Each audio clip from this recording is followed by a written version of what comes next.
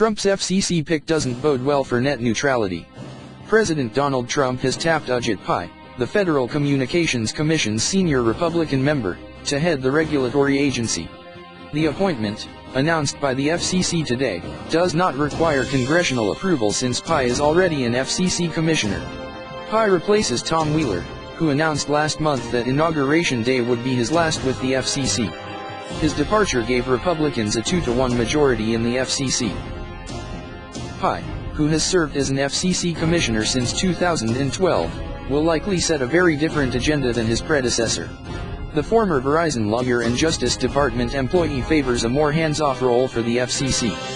He opposed most of the agency's major reforms during his tenure, including the sweeping net neutrality regulations passed in 2015, as well as the agency's more recent broadband privacy protections and the now delayed and likely dead cable box reforms. Now the new Republican-led FCC will likely work to roll back much of the previous administration's accomplishments. We need to fire up the weed whacker and remove those rules that are holding back investment, innovation, and job creation, Pai said at an event sponsored by the free market think tank Free State Foundation in Washington, D.C., last month. Net neutrality no more. The agency's net neutrality rules, which reclassified Internet service providers as Title II common carriers similar to utility providers, are amongst the rules Pai hopes to whack. On the day that the Title II order was adopted, I said that I don't know whether this plan will be vacated by a court, reversed by Congress, or overturned by a future commission. But I do believe that its days are numbered, Pai said at the Free State Foundation event. Today, I am more confident than ever that this prediction will come true. But even with a majority, FCC Republicans might not be able to easily turn back the clock, Wheeler argued in a farewell speech earlier this month.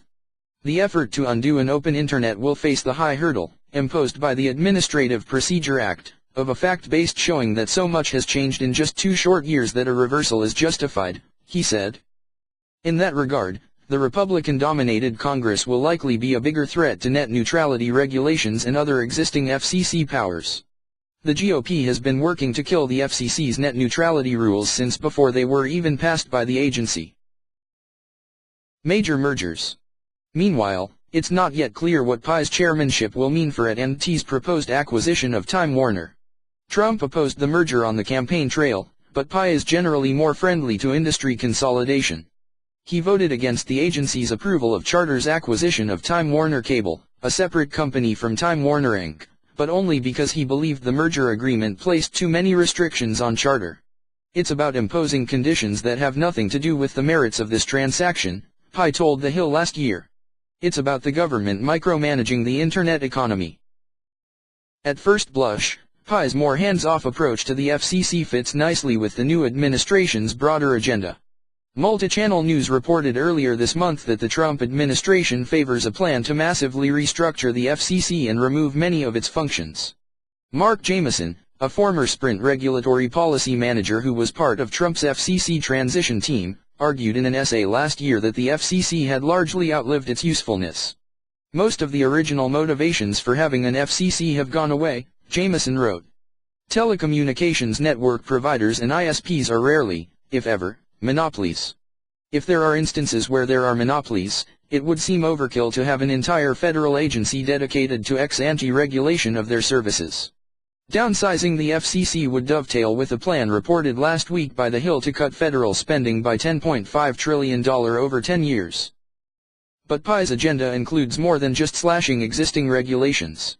In a report published in September of last year, Pai outlined an agenda that includes tax breaks for startups and rural broadband providers, using money from wireless spectrum auctions to expand wireless access in rural areas, dig-once policies that would ensure that broadband conduits are installed as part of all road and highway construction projects, and regulations to make it easier for new internet service providers to access existing utility poles.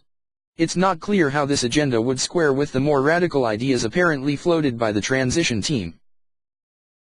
Still, Pai's appointment signals that major changes are coming to the FCC and possibly the way the internet itself works in the U.S.